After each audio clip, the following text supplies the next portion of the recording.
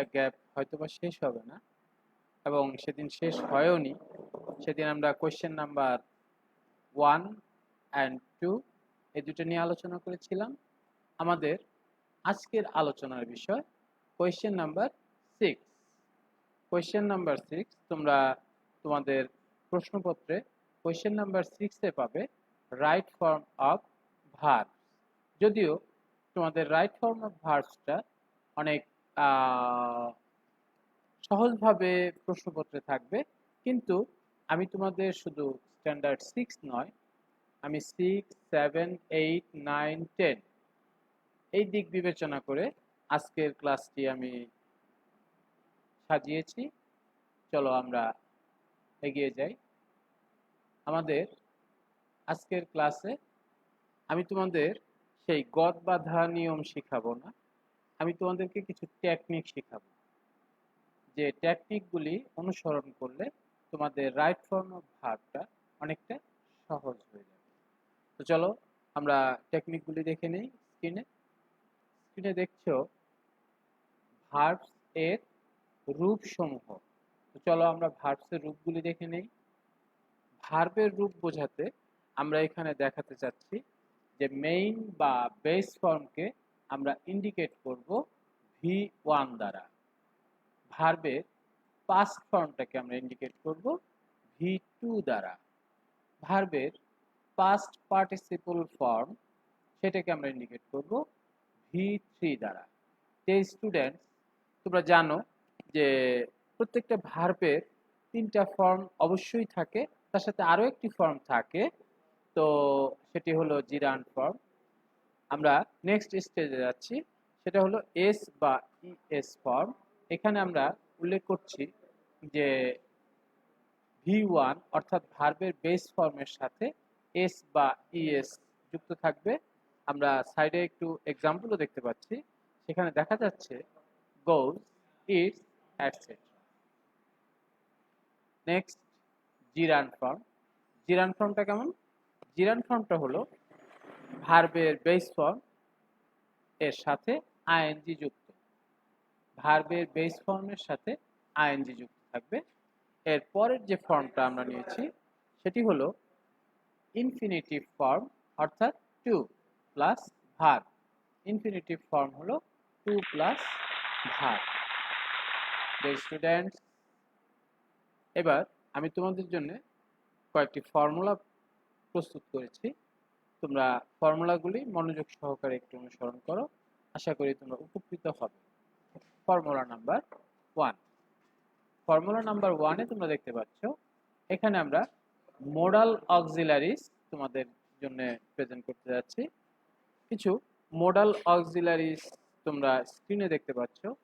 Can, could, shall, should, will, would, may, might, must, need. এখানে একটু mistake আছে, auxiliary ভার্বটা হলো need to, had better, etcetera. তো এখানে আমরা যে জিনিসটি বলতে চাচ্ছি সেটি হলো যে যদি তুমি দেখো যে তোমার ভার্বের আগে মোডাল অক্সিলারি ভার্ব রয়ে গেছে, অর্থাৎ উপরের যে মোডাল অক্সিলারিগুলো তোমরা দেখলে এগুলি যদি থাকে, সেক্ষেত্রে তুমি অবশ্যই ভার্বের বেস ফর্ম অর্থাৎ V1 এটা ব্যবহার করবে। এবার দেখো, যদি তুমি দেখো যে মোডাল অক্সিলারির সাথে বি যুক্ত রয়েছে, মোডাল অক্সিলারির সাথে যদি তুমি বি যুক্ত থাকতে দেখো, তাহলে সেক্ষেত্রে অবশ্যই V3 মানে ভার্বের পাস্ট পার্টিসিপল ফর্মটা তোমাকে ব্যবহার করতে হবে। চলো একটা এক্সাম্পল দেখে নেই। এখানে এক্সাম্পলের প্রথম লাইনটা তোমরা দেখতে পাচ্ছ, I can do the work. আমি ভার্বটিকে রেড মার্ক করে দিয়েছি। তো এখানে তোমরা অবশ্যই দেখছো যে এখানে ক্যান হলো মোডাল অক্সিলারি ভার্ব, আর যার কারণে ক্যানের পরে ডু ভার্বের বেস ফর্ম বসেছে। চলো নেক্সটটা দেখি। নেক্সট সেন্টেন্স আমরা দেখতে পাচ্ছি, the problem can be solve.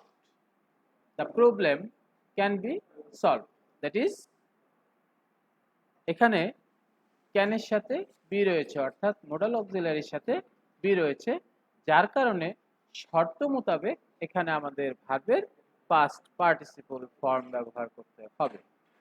চলো আমরা নেক্সট টেকনিকটা দেখে নিই। সেটাকে আমি ফর্মুলা নাম্বার 2 দ্বারা সজ্জিত করেছি। ফর্মুলা নাম্বার 2 তে আমরা পাচ্ছি প্রিপোজিশন। প্রিপোজিশনের সাধারণ কিছু নিয়ম রয়েছে, যেমন সেক্ষেত্রে আমি তোমাদেরকে মোটামুটি বলতে পারি যে প্রিপোজিশন থাকলে তারপরে যে ভার্বটা থাকবে তার সাথে আইএনজি যুক্ত করতে হবে কিছু ব্যতিক্রম ছাড়া। যেমন দেখো, তোমরা তো প্রিপোজিশন চিনোই। প্রিপোজিশন ক্লাস যদি না হয়ে থাকে তাহলে প্রিপোজিশনের উপর আমি একটা ক্লাস নিব, আর যদি হয়ে থাকে তাহলে তো অলরেডি তোমরা প্রিপোজিশন চিনেই গেছো। তো আমরা এক্সাম্পলটা লক্ষ্য করি। এখানে আমরা দেখতে পাচ্ছি I am fond of eating banana. এখানে কি হলো? অফটা হলো প্রিপোজিশন। আমাদের শর্ত বলতেছে যে প্রিপোজিশনের পরে ভার্বের সাথে আইএনজি যুক্ত হবে। বেশ সুন্দর। তাহলে ফার্স্ট সেন্টেন্স তুমি দেখতেই পাচ্ছ যে I am fond of eating banana. এখানে অফ থাকার কারণে আমাদের কি হলো? ভার্বের সাথে আইএনজি হলো। চলো আমরা নেক্সট সেন্টেন্সটি দেখি। এখানে দেখা যাচ্ছে he is capable of solving the problem. He is capable of solving the problem. তো এখানেও প্রিপোজিশন অফ রয়েছে, যার কারণে আমরা ভার্বের সাথে আইএনজি যুক্ত করেছি।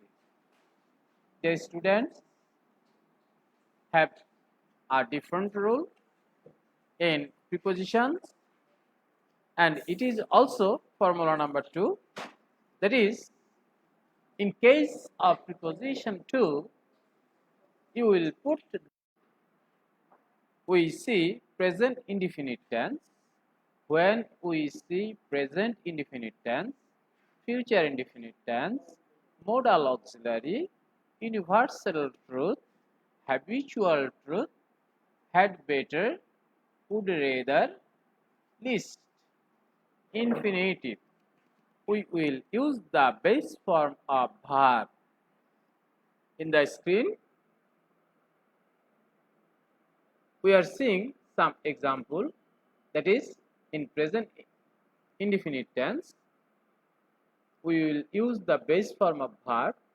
We enjoy online school Sherpur. Here enjoy the base form of verb. In case of future indefinite you will also use the base form of verb. He will join with us. In case of modal auxiliary you must use the base form of verb.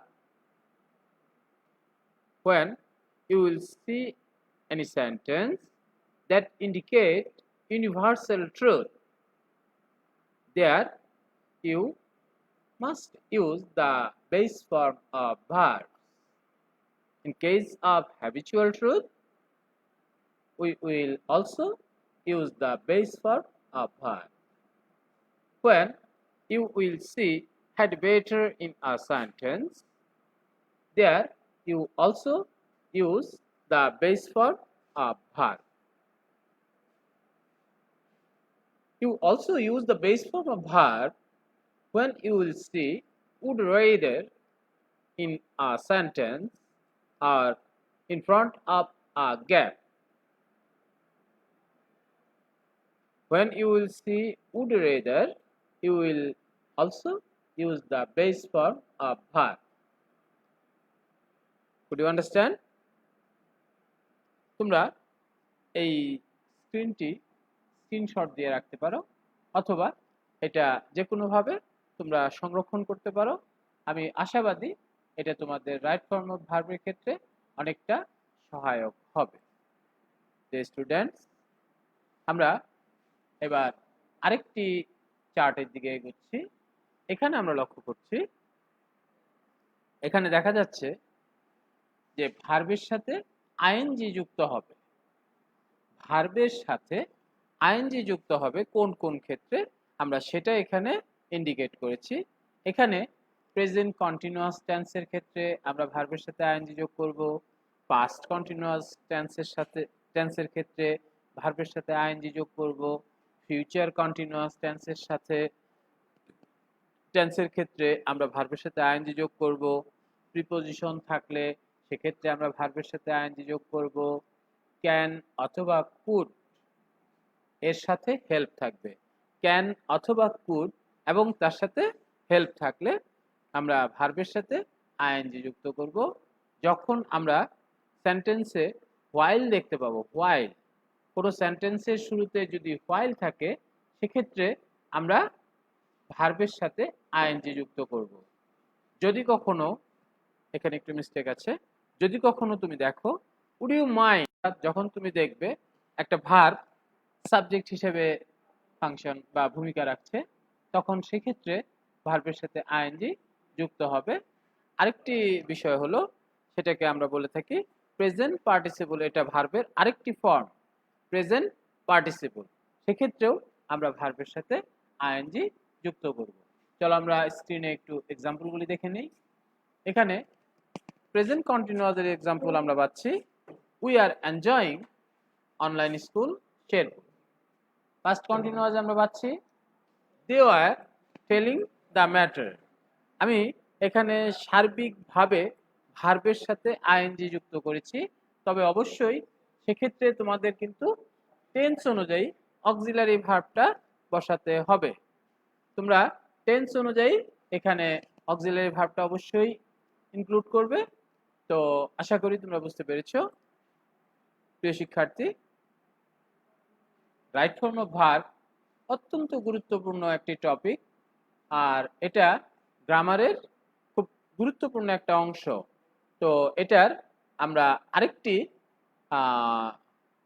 এরকম table তোমাদের জন্য সাজিয়েছি, সেটি হলো verb এর past participle form এবং পাশে example, অর্থাৎ কোন কোন ক্ষেত্রে আমরা ভার্বের পাস্ট পার্টিসিপল ফর্মটা ব্যবহার করব। সেটার ক্ষেত্রগুলি হলো প্রেজেন্ট পারফেক্ট টেন্স, সেক্ষেত্রে আমাদের ভার্বের পাস্ট পার্টিসিপল লাগবে। পাস্ট পারফেক্ট টেন্স, এক্ষেত্রেও আমাদের ভার্বের পাস্ট পার্টিসিপল লাগবে। ফিউচার পারফেক্ট টেন্স, এক্ষেত্রেও আমাদের ভার্বের পাস্ট পার্টিসিপল লাগবে। প্রিয় শিক্ষার্থী, আমি তোমাদের জ্ঞাতার্থে একটি কথা বলে রাখি, সেটি হলো যে পারফেক্ট টেন্স হলেই সেক্ষেত্রে ভার্বের পাস্ট পার্টিসিপল আমাকে ব্যবহার করতে হবে। সেটা প্রেজেন্ট পারফেক্ট হোক, পাস্ট পারফেক্ট হোক, সেটা ফিউচার পারফেক্ট হোক। যা হোক, আমাদের হ্যাভিং এর ক্ষেত্রেও ভার্বের পাস্ট পার্টিসিপল ফর্ম ব্যবহার করতে হবে। আরেকটি ইম্পর্টেন্ট সাইট হলো, সেটা হলো প্যাসিভ ভয়েস। প্যাসিভ ভয়েসের ক্ষেত্রে তোমাদেরকে পাস্ট পার্টিসিপল করতে হবে। এটা তোমরা জানোই যে প্যাসিভ ভয়েস মানেই ভার্বের পাস্ট পার্টিসিপল অবশ্যই করতে হবে, সেখানে কোনো প্রকারের নো এক্সকিউজ।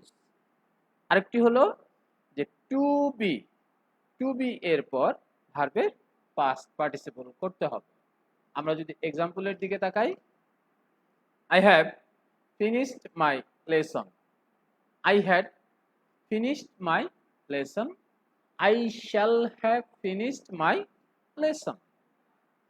তিনটাই পারফেক্ট টেন্স। প্রথমটি হলো প্রেজেন্ট পারফেক্ট টেন্স, পরেরটি হলো পাস্ট পারফেক্ট টেন্স এবং তারপরটি হলো future perfect tense.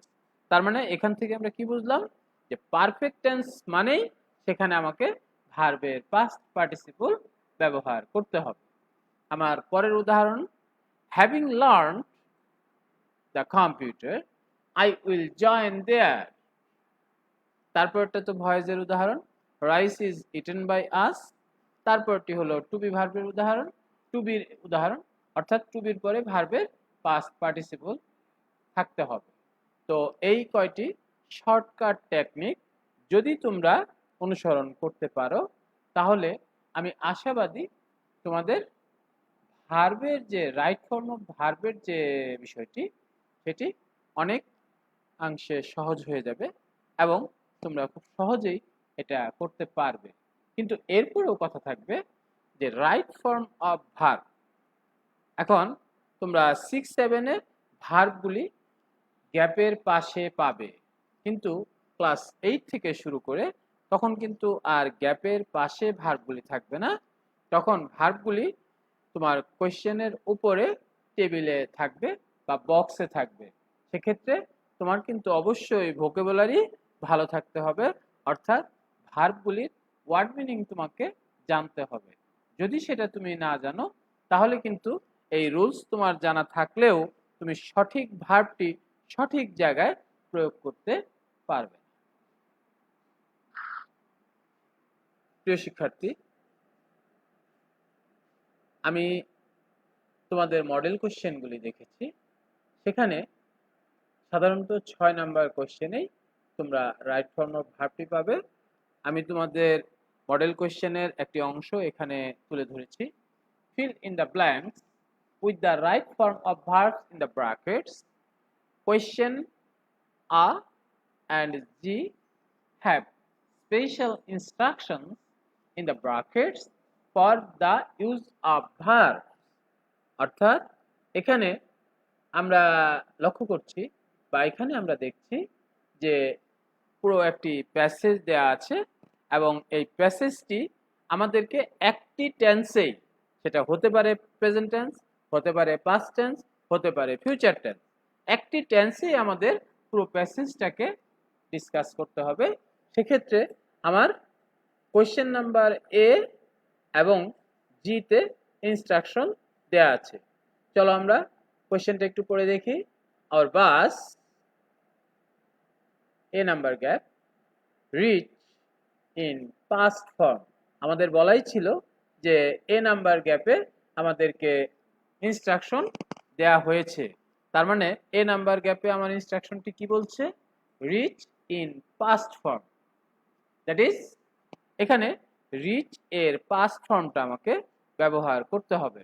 Right form of ভার্বের ক্ষেত্রে বা অন্যান্য গ্রামার ইউজের ক্ষেত্রে তোমাকে অবশ্যই বাড়িতে বসে তোমার মডেল তোমার যে গ্রামার বইটি আছে সেখানে ভার্বের 3টি ফর্ম দেওয়া আছে।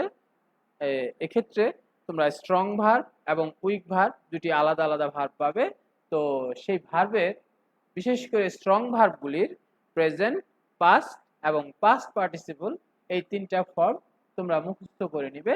সেক্ষেত্রে প্রেজেন্ট ফর্মগুলি যখন তোমরা মুখস্থ করবে, তোমাদের ভোকাবুলারি বাড়ানোর ক্ষেত্রে তোমরা পাশে যে মিনিংগুলি দেয়া থাকে সেই মিনিংগুলি মুখস্থ করে নিও, তাহলে তোমাদের ভোকাবুলারিটা আরো বাড়বে এবং তোমরা অনেক বেশি ওয়ার্ড সম্পর্কে তোমাদের ধারণা হবে। তো সেক্ষেত্রে আমাদের রিচ এটার পাস্ট ফর্ম ব্যবহার করতে হবে। তো রিচ এর সাথে ইডি যোগ করলেই এটা পাস্ট ফর্ম হয়ে যাবে। আওয়ার বাস রিচ দৌলদিয়া ঘাট। তার মানে এখান থেকে আমরা কি বুঝতেছি যে আমাদের এই পুরো প্যাসেজটাই আমরা পাস্ট ফর্মে লিখব। সেক্ষেত্রে again I take my seat, তাহলে এখানে কি হবে? নিশ্চয়ই পাস্ট টেন্স, তাহলে টেক এর পাস্ট ফর্ম হলো টুক। again I took my seat, the bus begin। এখন তাহলে কি লিখবা এখানে বলো? এখানে তুমি লিখবে began। the bus began to run at a high speed, we dash cross রাজবাড়ি। তো এখানেও অবশ্যই আমরা পাস্ট ফর্মটা ব্যবহার করব। we crossed Rajbari and Faridpur on the way, we also crossed Magura and Jhenaidah on the way and reach, তাহলে এটাও পাস্ট ফর্ম হবে। and reached Jeshore town at about 2 p.m.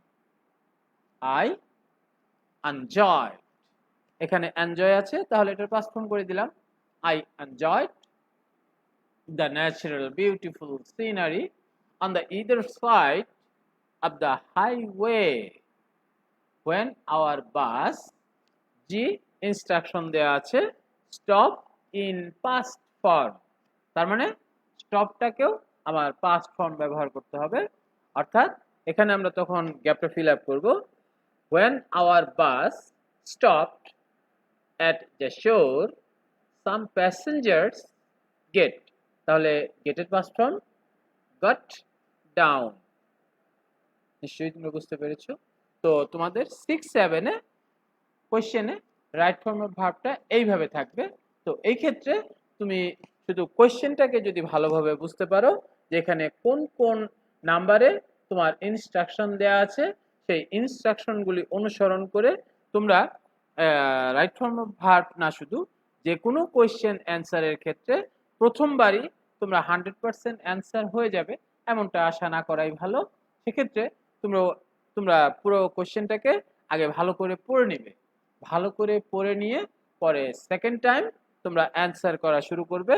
আশা করি সেকেন্ড টাইমে তোমরা 60 থেকে 70% অ্যান্সার করতে পারবে। তোমরা থার্ড টাইম প্যাসেজটি আবার পড়ো, আমার বিশ্বাস সেক্ষেত্রে তোমার 100% অ্যান্সার হয়ে যাবে। তো কেমন লাগলো বন্ধুরা? অবশ্যই তোমরা কমেন্ট বক্সে লিখে জানাবে। আমরা মনে হয় ক্লাসের শেষ প্রান্তে চলে এসেছি। তো সেক্ষেত্রে আমি উত্তরটা তোমাদের বলেই দিলাম, তারপরেও আমি তোমাদের জন্য একটা নির্দেশনা রেখেছি। You are requested to answer the practice part and post or upload in Facebook page of online school Sherpur if any question asked also। তো আমরা ক্লাসের একেবারেই শেষ প্রান্তে। dear students, আমাদের অনলাইন স্কুল ক্লাস চলছে। যতদিন আমরা এই লকডাউনের ফাঁদে থাকব ততদিন আমাদের এই অনলাইন স্কুল চলবে এবং আমিও তোমাদের সাথে অনলাইন স্কুল শুরু থেকেই ছিলাম, এখনো আছি। আর সৃষ্টিকর্তা যদি তৌফিক দেন তাহলে আমি অবশ্যই শেষ পর্যন্ত তোমাদের সাথে যুক্ত আছি এবং আমি আমার যথাসাধ্য তোমাদেরকে দেওয়ার চেষ্টা করছি। জানি না তোমরা কতটুকু উপকৃত হচ্ছ, তবে তোমরা যদি মাঝে মধ্যে কমেন্ট বক্সে তোমাদের কমেন্টগুলি লিখে জানাতে তাহলে আমি ক্লাস নিতে আরও বেশি উৎসাহিত হতাম, আরও বেশি আগ্রহী হতাম এবং আরও বেশি আমাদের ক্লাসটি ফ্রুটফুল হতো। তো যা হোক, তোমরা উপকৃত হলেই আমি সবচেয়ে বেশি খুশি হব এবং আমার পরিশ্রমটা তখন সাফল্যমণ্ডিত হবে এবং আমার পরিশ্রমটি সার্থক হবে যদি আমার ক্লাস দ্বারা তোমরা এতটুকু উপকৃত হও, এতটুকু শিখতে পারো। সেই শিক্ষা যদি তোমাদের ভবিষ্যৎ জীবনে কাজে লাগে এবং বর্তমান সময়টাতেও যদি কাজে লাগে তাহলে আমি অনেক খুশি হব। আর সেক্ষেত্রে তোমাদেরকে আমি বলবো যে তোমরা অবশ্যই নিজ নিজ পাঠ্য বই ভালোভাবে অধ্যয়ন করো এবং অনলাইন ক্লাসে যে বিষয়গুলি নিয়ে আমরা কথা বলি, যে বিষয়গুলি নিয়ে আমরা আলোচনা করি, সেই বিষয়গুলি অবশ্যই তোমরা শুধু আলোচনা শোনার মধ্যেই রেখে দিও না। তোমরা সেক্ষেত্রে অবশ্যই এগুলি বাসায় বারবার প্র্যাকটিস করবে, কারণ তোমার স্কুল যদি খোলা থাকতো তাহলে কিন্তু তোমাকে অবশ্যই 10টা থেকে সেই সরকারি স্কুলগুলিতে 1টা পর্যন্ত এবং বেসরকারি স্কুলগুলিতে তোমাদের 3টা-4টা পর্যন্ত অবস্থান করতে হতো এবং অনেকগুলি ক্লাস তোমাকে করতে হতো। তো তুমি এই লকডাউনের সময়টাকে তোমার বাসাটাকেই নিজের স্কুল ভেবে তুমি তোমার পাঠগুলি অবশ্যই মনোযোগ সহকারে করো। আর আরেকটি জিনিস মনে রাখবে, এই সময়টাই শেষ নয়, এটা হলো এখন আমাদের অন্ধকার রাত্রি চলছে। এই অন্ধকারের শেষে কিন্তু আলোর আভা আমরা দেখতে পারবই। অবশ্যই আলো ফুটবে এবং সুন্দর সূর্য আমাদের সামনে আসবে। তখন আবার আমরা নতুন করে স্কুলে যাওয়া শুরু করব। আমরা আবার নতুন করে নিজেদেরকে স্কুলের সাথে সম্পৃক্ত করব, ক্লাসের সাথে সম্পৃক্ত করব এবং আমাদের লেখাপড়া তখন আবার নতুন উদ্যমে চালু হয়ে যাবে। কিন্তু সেক্ষেত্রে আমি বলবো যে তোমরা যদি এখনকার সময়টা অলসভাবে কাটিয়ে দাও সেক্ষেত্রে তোমরা কিন্তু ওই নতুন উদ্যমে যখন ক্লাস শুরু হবে তখন কিন্তু তোমরা সমস্যায় পড়তে পারো। তাই জ্ঞানীরা একটা কথা বলে, সেটি হলো অনভ্যাসে বিদ্যারাস। অনভ্যাসে বিদ্যারাস, আর ইংরেজিতে বলা হয় practice makes a man perfect. অর্থাৎ তুমি যতই চর্চা করবে তুমি ততই ভালো থাকবে, তত ভালো পারবে। তুমি তোমার বইয়ের যে এক্সারসাইজগুলি আছে, যে মডেল কোশ্চেনগুলি আছে, সেগুলি অবশ্যই তুমি বারবার চর্চা করো। আর সেখানে চর্চা করতে গিয়ে আমরা এখানে স্ক্রিনে একটি বা দুইটি বিষয় নিয়ে আলোচনা করি, একটি মডেল কোশ্চেনের কিছু অংশ নিয়ে আলোচনা করি, কিন্তু তুমি যখন পুরো মডেল কোশ্চেনটা বাসায় প্র্যাকটিস করবে তখন তোমার সমস্যাগুলি আরো সুন্দর করে ধরা পড়বে এবং তুমি সমস্যাগুলি তখন আমাদের মাঝে ইনক্লুড মানে আমাদের সাথে শেয়ার করে তুমি তোমার সমস্যাটা সমাধান করে নিতে পারো। তাহলে এত সুন্দর সুযোগ থাকা সত্ত্বেও তুমি কেন বাড়িতে অলসভাবে বসে সময় কাটাবে? তো সেক্ষেত্রে আমার নির্দেশনা থাকবে যে তোমরা এই লকডাউনের সময়টা stay home and enjoy online school Sherpur. Good bye.